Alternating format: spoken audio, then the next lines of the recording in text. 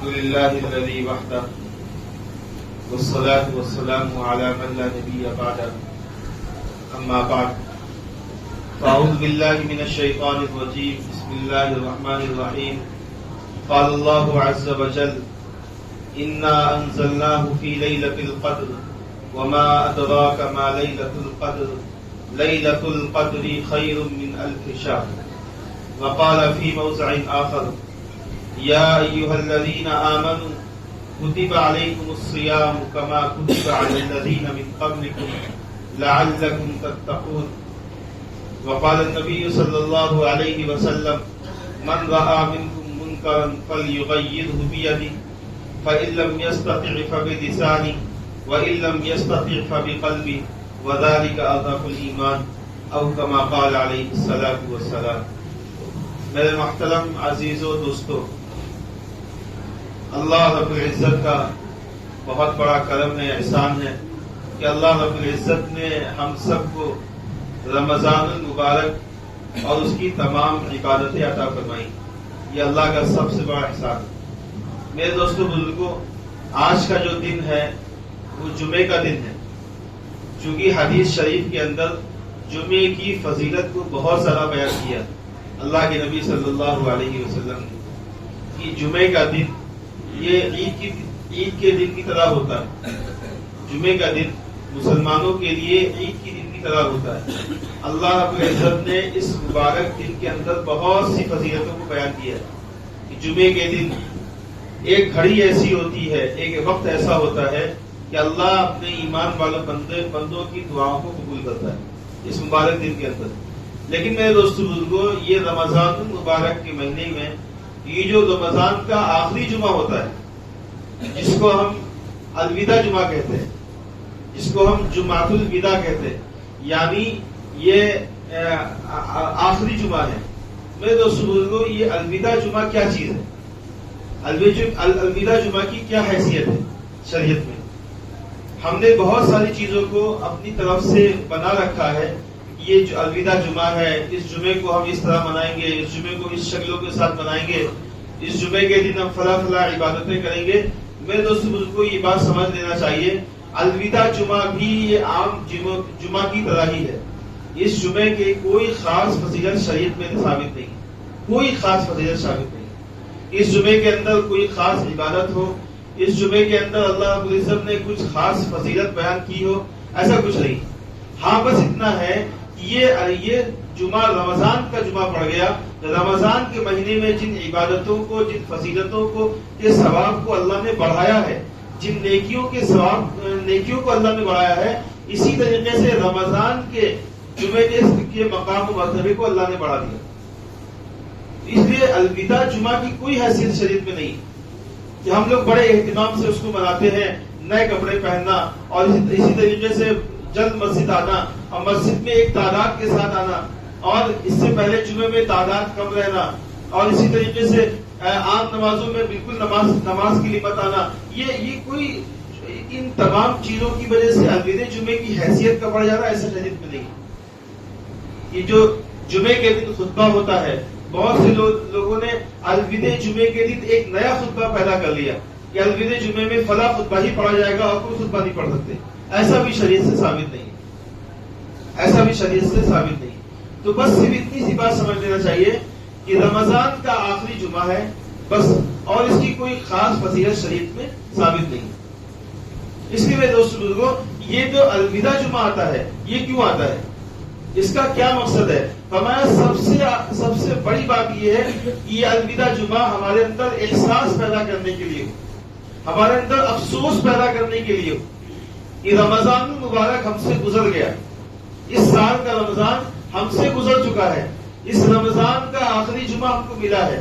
اس کے بعد چند دن اور ملیں گے، پھر عید کا دن آئے گا، رمضان ہم سے نکل جائے گا.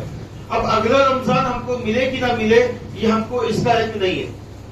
تو یہ ہمیں احساس اور افسوس دلانے کے لیے جمعہ آتا ہے کہ رمضان کے اندر اللہ رب العزت نے کن عبادات کے لیے ہم کو حکم دیا تھا، اللہ رب العزت نے کن اعمال کا حکم دیا تھا، رمضان ہمیں کس طرح سے گزارنا تھا. فرمایا کہ قرآن کریم کے اندر یا ایھا الذین آمنوا کتب علیکم الصیام، اے ایمان والو تم پر اللہ نے روزہ فرض کیا ہے، کما کتب علی الذین من قبلکم، جیسا کہ پچھلی لوگوں پر روزہ فرض کیا تھا۔ مقصد کیا تھا روزہ فرض کرنے کا؟ مقصد کیا تھا رمضان مبارک کے مہینے کا؟ لعلکم تتقون، شاید کہ تمہارے اندر تقوی پیدا ہو جائے، شاید کہ تمہاری 100% تربیت ہو جائے، شاید کہ تم 5 وقت کے نمازی بن جاؤ، شاید کہ ہماری بہترین اصلاح ہو جائے، شاید کہ ہمارے اخلاق صحیح ہو جائیں، ہماری عبادتیں صحیح ہو جائیں، ہمارے معاملات صحیح ہو جائیں، ہمارا کاروبار صحیح ہو جائے، ہمارے شادی بیاہ سارا کا سارا نظام، زندگی کے ہر شعبے کا نظام یہ صحیح ہو جائے۔ رمضان کا مہینہ صرف اسی اصلاح کے لیے آیا تھا۔ لیکن افسوس کی بات ہے مسلمانوں کا ایک بڑا طبقہ، آپ غور کریے گا، مسلمانوں کا ایک بڑا طبقہ غیر رمضان میں عبادت بہت کم کرتا ہے، بہت کم۔ جیسے کہ رمضان جمعہ نماز پڑھتے ہیں، عام نمازوں کو چھوڑ دیتے ہیں، قرآن کریم کی تلاوت بالکل چھوڑ دیتے ہیں، اسی طریقے سے ذکر اذکار کی تلاوت چھوڑ دیتے ہیں، ہمارے اخلاق بھی خراب ہوتے ہیں، ہمارے معاملات بھی خراب ہوتے ہیں۔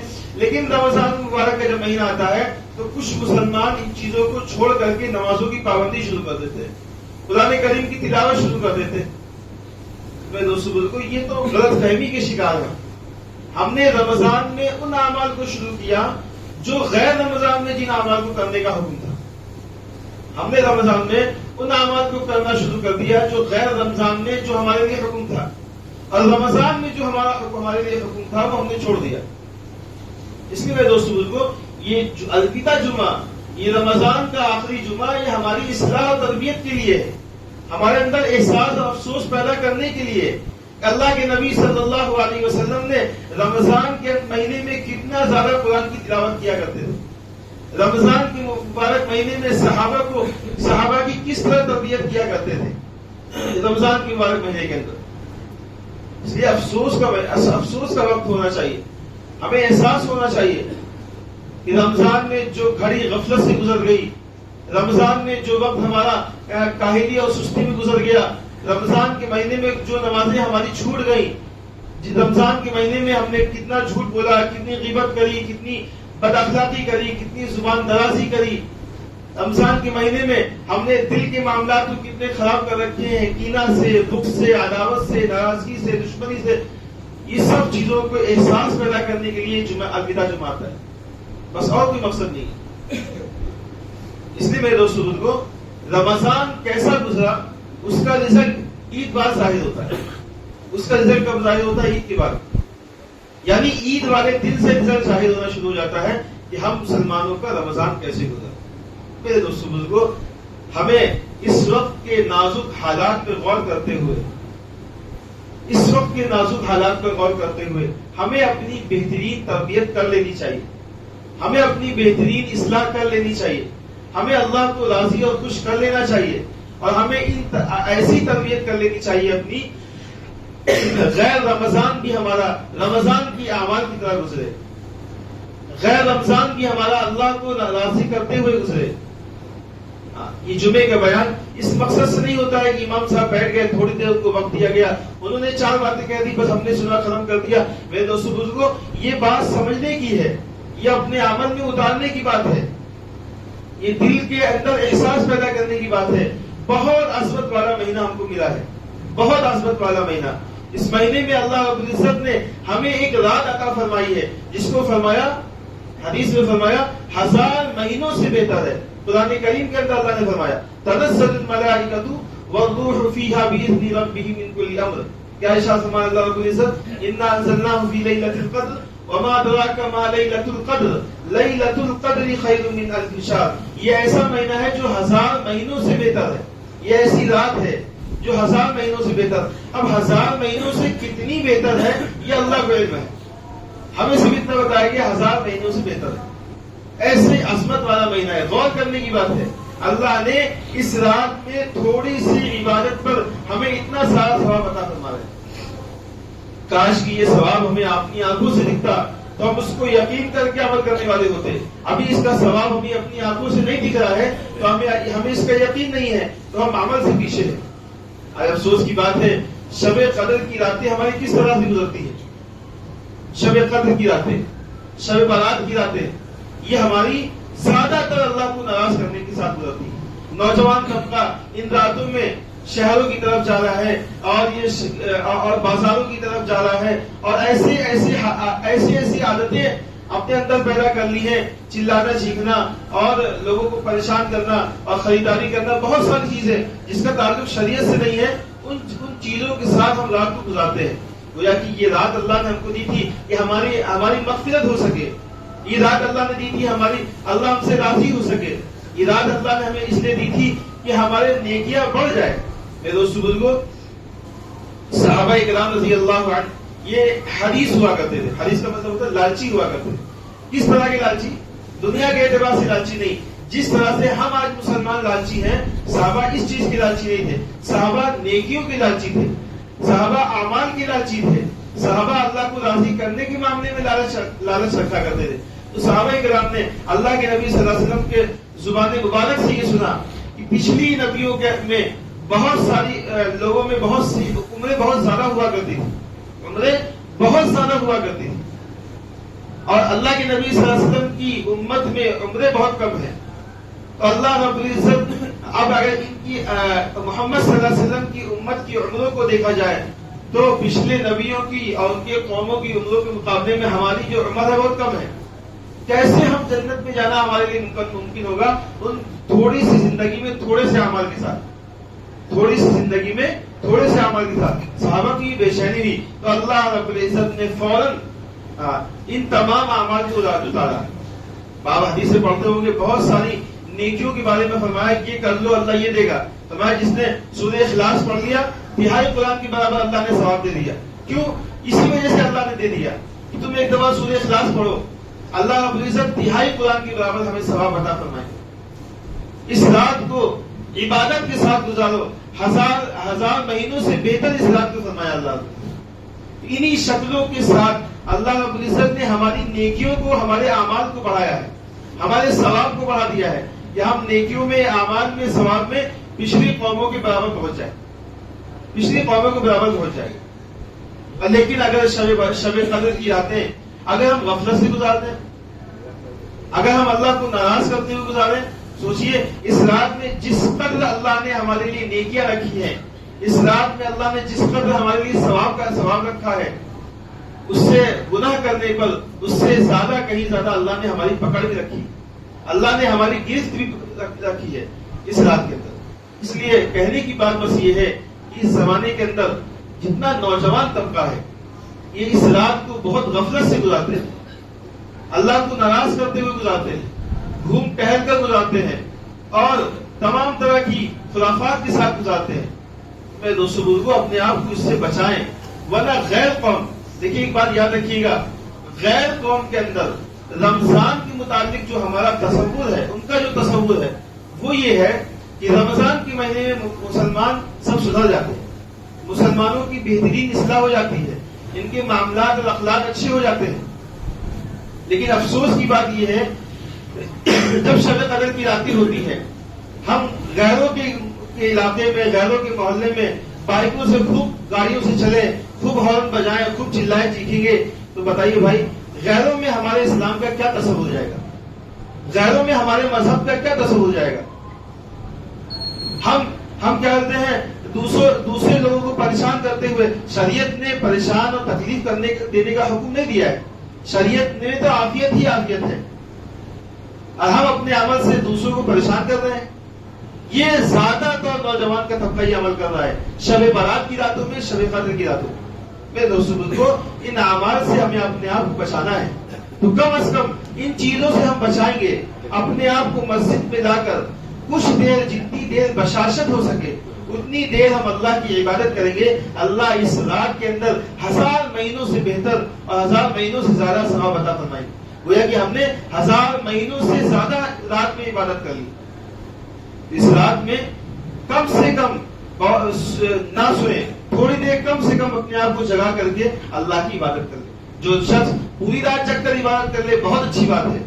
جو جتنا ہو سکے بشاشت سے اتنی دیر رات گزار لے، اللہ کی عبادت کر لے، اللہ ہمیں ثواب عطا کرے. ایک بات تو یہ کہے دوسری بات، آخری بات یہ ہے کہ ہم نے بھی کہا تھا یہ بات کہ رمضان کیسا ہمارا گزرا، اس کا رزلٹ ہمارا کب آئے گا؟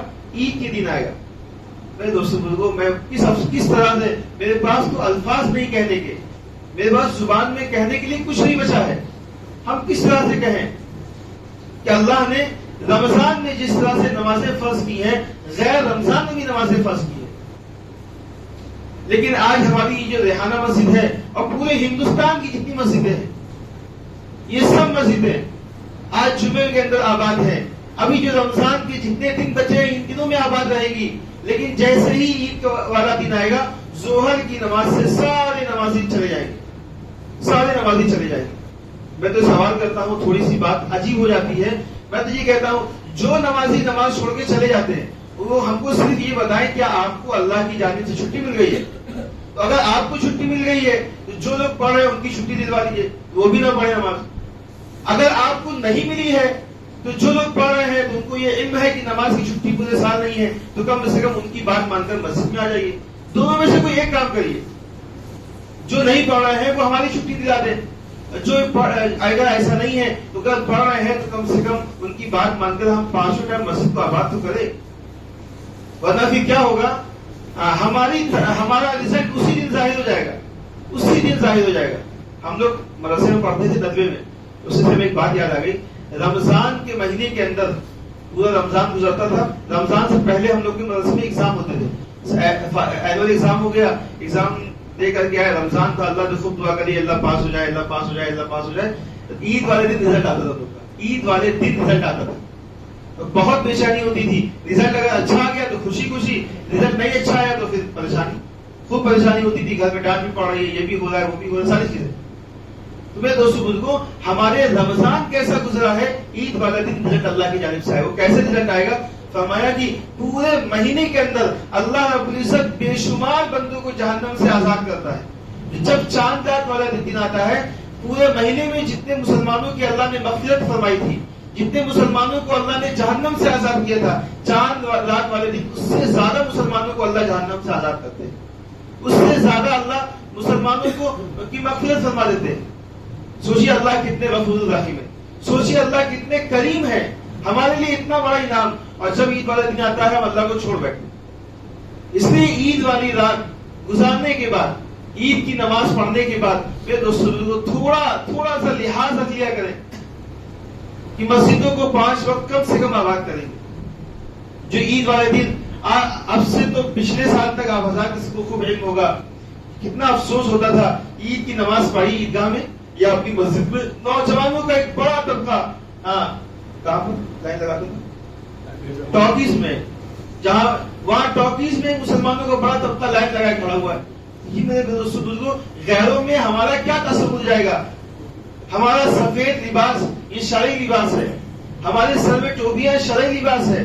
ہم کیا ہوتے ہیں بہترین لباس پہن کر، سروں میں ٹوپی لگا کر کے، اور ایک اسلامی شان کے ساتھ کہاں کھڑے ہوئے ہیں؟ کہاں کھڑے ہوئے ہیں؟ ایسی جگہ پر جہاں اللہ کو ناراض کرنے والی جگہ ہے، ایسی جگہ پر جہاں پر ہمارا رزلٹ ظاہر ہو گیا کہ رمضان ہمارا بالکل بیکار گزرا ہے. رمضان میں ہم نے نمازیں بھی چھوڑی، رمضان میں اس کا مطلب ہم نے روزے نہیں رکھے، ہماری تراویح بھی چھوٹی، ہماری عبادات بھی چھوٹی، سب کچھ چھوٹتا چلا گیا. اس کا رزلٹ یہ آیا کہ ہم عید کی نماز پڑھ کے فوراً کہاں مل رہے ہیں؟ مسجدوں کو چھوڑ کر. غیروں میں کیا تصور جائے گا؟ غیر تو یہ سوچیں گے اس کا مطلب مسلمانوں کے جو بڑے لوگ ہیں انہوں نے ان لوگوں کو قید کر رکھا تھا، اب آزاد ہوا ہے. تو میں اس کو پہلے جمعے میں نے ایک بات کہی تھی، اس کو پھر دوہرا کر اپنی بات ختم کرتا ہوں. فرمایا یہ رمضان کے مبارک مہینے میں سرکش شیاطین کو اللہ قید کر دیتا ہے. جب سرکش شیاطین کو اللہ قید کر دیتے ہیں تو سارے ایمان والے، جو کمزور ایمان والے ہیں، مضبوط ایمان والے جتنے بھی مسلمان ہیں، یہ سب آزاد ہو جاتے ہیں. کس سے آزاد ہو جاتے ہیں؟ شیطان کی قید سے آزاد ہو جاتے ہیں، کیونکہ اللہ شیطان کو قید کر لیتا ہے. تو ہم سب آزاد ہو جاتے ہیں، تو ہماری دل بھی نرم ہو جاتے ہیں، ہمارے اخلاق بھی اچھے ہو جاتے ہیں، ہم مسجدوں میں آنے لگتے ہیں. لیکن پھر کیا ہوتا ہے؟ جیسے ہی عید آتی ہے اللہ سرکش شیاطین کیا کرتے ہیں؟ آزاد کر دیتے ہیں. جب ان کو آزاد کرتے ہیں وہ فوراً جتنے ہم لوگ ان کی قید میں تھے وہ شیطان ہمیں پھر قید کر لیتے ہیں. اب ہوتا کیا ہے؟ ہم پھر نمازیں چھوڑنے لگتے ہیں. اس لیے اللہ کے واسطے رمضان ہمارا کیسا گزرا اس کا تصور اچھا غیروں میں پیش کریں. ان اعمال کے ساتھ جو ابھی بتایا کہ شب قدر کی راتوں میں نوجوان بائکوں سے لوگوں کو پریشان کرتے ہیں، اسی طریقے سے عید والے دن بھی یہی معاملہ رہتا ہے. عید والے دن نوجوان ٹاکیزوں میں کھڑے ہیں اور عیاشیوں کے اڈوں میں کھڑے ہوئے ہیں اور بائکوں سے ایسی اس انداز میں چلتے ہیں، غیروں کو بڑا غلط تاثر ہوتا ہے. یہ مسلمانوں کا تہوار ہے، گویا کہ جیسے کہ غیروں کے کچھ تہوار ایسے ہوتے ہیں جس کو دیکھ کر ہم لوگ کو بڑی کراہیت ہوتی ہے. ہم لوگ یہ سوچتے ہیں کیسا ان کا تہوار ہے. میں دوستوں بزرگوں، ہمارے مذہب کی ساری تعلیمات اچھی ہیں، ہم نے اس تعلیمات میں رد و بدل ایسا کر دیا، غیروں میں غلط تصور پیدا ہو گیا کہ ہاں یہ مسلمانوں کی تعلیمات ہے، یہ مسلمانوں کا مذہب ہے، یہ مسلمانوں کی تہوار ہے. اس لیے اللہ کے واسطے 2 درخواستیں آپ حضرات کے سامنے کرنی تھی. پہلی درخواست یہ تھی، جس طرح سے ہم رمضان کے مہینے میں اعمال کیا کرتے تھے، نمازوں کی پابندی کیا کرتے تھے، مسجدوں کو آباد کیا کرتے تھے، اسی طریقے سے غیر رمضان میں بھی مسجدوں کو آباد رکھیں، نمازوں کی پابندی کریں، اللہ کو راضی کرنے والے اعمال بھی کریں اور اپنے آپ کو غیر ضروری چیزوں میں جانے سے بچائیں، غیروں میں اچھا تصور پیش کریں. یہ جو اگر ہمارا کچھ ارادہ بن چکا ہو کہ ہمیں فلاں ناراضگی کی جگہوں میں جانا ہے، اپنے آپ کو اس سے روکیں، اس سے بچائیں، خود بھی کریں، دوسروں کو بھی روکیں. اللہ کے نبی صلی اللہ علیہ وسلم نے فرمایا، جب برائی کو دیکھو، طاقت ہو تو ہاتھ سے روک دو. من رأى منكم منكرا فليغيره بيده. اگر ان اعمال کو ہم نہیں کرتے ہیں، دوسرا ہمارے محلے میں کوئی نوجوان کر رہا ہے، طاقت ہو تو ہاتھ سے روکیں، طاقت نہیں ہے تو کم سے کم زبان سے اس کو روک دیں. اگر زبان سے بھی نہیں روک سکتے ہیں تو ان کے اس برے عمل کو ہم اچھا نہ سمجھیں، ان کو بھی ہم برا سمجھیں. یہ ایمان کا سب سے کمزور، سب سے ادنا درجہ ہے. اس لیے نیت کریں، ارادے کریں کہ ہم رمضان کے بعد بھی، غیر رمضان بھی ہم نمازوں کے ساتھ، اللہ کی عبادت کے ساتھ گزاریں گے. اور جو نوجوان عید کی مبارک رات، عید کے دنوں میں یا شب قدر کی راتوں میں بہت نازیبہ کام اور بہت ایسے کام کرتے ہیں جو غیروں میں غلط تصور پیدا ہوتا ہے، خود بھی بچیں گے، دوسروں کو بھی بچائیں گے. سب کریں گے انشاءاللہ. اللہ عمل کی توفیق عطا فرمائے.